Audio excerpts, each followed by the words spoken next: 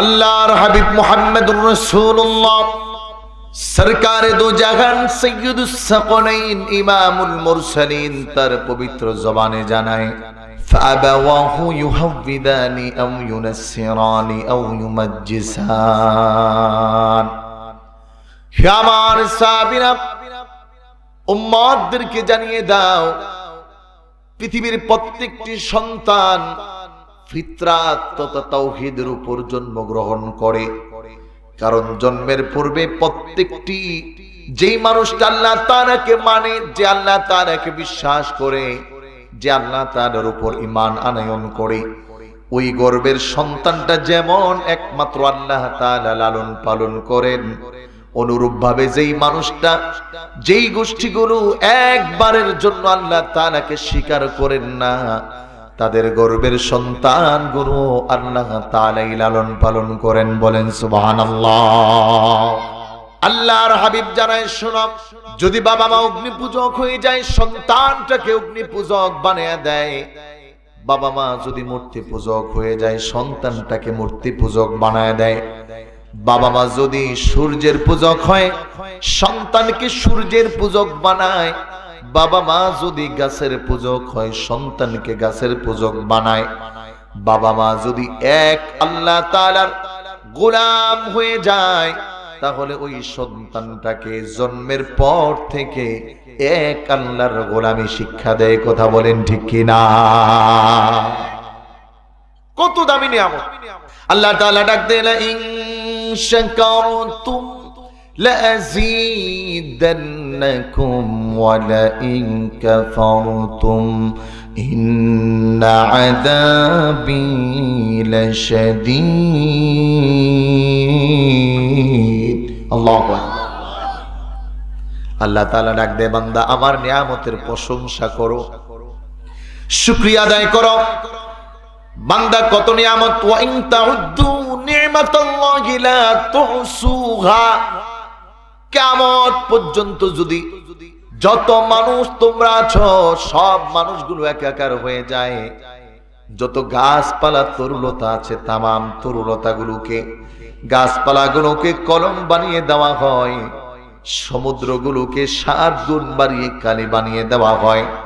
কিয়ামত পর্যন্ত পৃথিবীর শুরু থেকে যত মানুষ আগমন করেছে আর করবে, তামাম মানুষগুলো যদি আল্লাহ তাআলার নিয়ামতের বর্ণনা শুরু করে দেয়, আল্লাহ তাআলা জানায় পানি শেষ হয়ে যাবে, মানুষ ক্লান্ত হয়ে যাবে, কলমগুলো শেষ হয়ে যাবে, কিন্তু আমি রবের নিয়ামতের বর্ণনা শেষ করা সম্ভব নয়।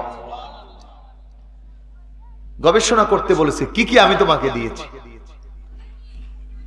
আমার প্রিয় ভাইরা, আমার বন্ধুরা, এই জন্য একজন বান্দার বড় নিয়ামত হলো আল্লাহ তাআলা আমাকে মুসলমানের ঘরে পাঠাইছেন। যদিও সম্পূর্ণ ইসলাম প্রতিপালন আমরা মানতে পারি না, তবে আল্লাহ তাআলার এই মেহেরবানি, এই দয়াটা কম নয়। মুসলমানের ঘরে হওয়ার কারণেই তো এক আল্লাহকে মানতে পারি। কথা বলেন ঠিক কিনা? আর আল্লাহ তাআলা বান্দা থেকে এটাই চায়, বান্দা ইবাদত করো, আমি একজন আল্লাহ তাআলা। সম্মানিত প্রিয় ভাইরা আমার, মক্কার মানুষগুলো এই দাওয়াতটা অ্যাকসেপ্ট করতে পারেনি। তারা এটাকে ডিনাই করেছে, বারংবার ডিনাই করেছে। আর সময়ে সময়ে ক্ষণে ক্ষণে নবীজিকে এক একটা উপাধিতে ভূষিত করেছে। আল্লাহর হাবিব বিশ্বনবী মুহাম্মদুর রাসূলুল্লাহ সাল্লাল্লাহু আলাইহি ওয়াসাল্লামকে আম্মা জান ফাতেমা রাদিয়াল্লাহু তাআলা প্রশ্ন করেন, প্রিয় বাবাজি আমার, এই দাওয়াত দেওয়ার পূর্বে আপনাকে মানুষগুলো আল আমিন উপাধি দিয়েছেন, আপনার কাছে মানুষ তাদের আমানত রেখে যাইতেন। সন্তানকে যেই বাবা বিশ্বাস করতো না, আপনাকে করতেন। মা সন্তানকে বিশ্বাস করতো না, আপনাকে করতেন। চরম বন্ধু বন্ধুকে বিশ্বাস করতে পারতো না, আপনাকে করতেন। ওই মানুষগুলোই এত আপনাকে ভালোবাসছেন, এখন কেন আবার আপনাকে এত কষ্ট দেয়? বাবা, আপনার কষ্ট দেখে আমার কলিজায় কষ্ট লাগে। আল্লাহর হাবিব নবীজি আমার নুরানি জবান দিয়ে ডাক দিয়ে বলে, হে আমার কলিজার টুকরা ফাতেমা রে, একটা জিনিসের জন্য মানুষ আমার বিরুদ্ধে গেছে, ওয়ামা উমিরু ইল্লা লিয়াবুদুল্লাহা মুখলিসিনা লাহুদ্দিন। মানে একটাই দোষ আমার, ইল্লা লিয়াবুদুল্লাহ, যেই আল্লাহ তাআলা আমাদেরকে বানাইছে তার প্রতি আমি আদেশ করি, তার দিকে আমি মানুষকে ধাবিত করি। এই জন্য কিয়ামত পর্যন্ত যারা এই তাওহীদের দিকে ডাকবে তাদের বিদ্বেষী, তাদেরকে বকা দেওয়ার, তাদেরকে গালি দেওয়ার, তাদেরকে কষ্ট দেওয়ার, তাদেরকে জেলে নেওয়ার, তাদেরকে দুর্নাম ঘটানোর, তাদেরকে না মানার একটি দল কিয়ামত পর্যন্ত থাকবে। এখনো আছে না নাই? ভালো কাজ যে করে তার বদনাম আছে না? মনে রাখবেন এটা রাসূলের সুন্নাহ।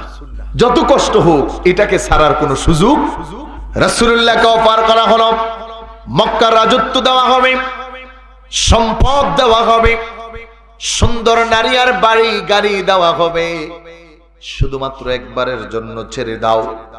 আল্লাহর হাবিব জানেন তোমরা তো দুনিয়ার তামাম কিছু দিবে, আকাশের সূর্য আর চাঁদ তোমাদের দেওয়ার কোনোদিন ক্ষমতা নাই। আমি আব্দুল্লাহ ইবনে মুহাম্মদ জানিয়ে দেই, শোনো, আমি আমার রবের এমন গোলাম, তোমরা যদি আকাশের চাঁদ আমার এক হাতে এনে দাও, আর এক হাতে যদি আকাশের চন্দ্রটা এনে দাও, আমি মুহাম্মাদুর রাসূলুল্লাহর জানে যতক্ষণ পর্যন্ত রূহ থাকবে, এক সেকেন্ডের জন্য আমার মালিকের দাওয়াত আর গোলামি ছাড়তে পারবো না। বলেন সুবহানাল্লাহ। এজন্য গোলামি হবে কার? আরো জোরে বলেন কার? বিপদের সময় গোলামি করব কার?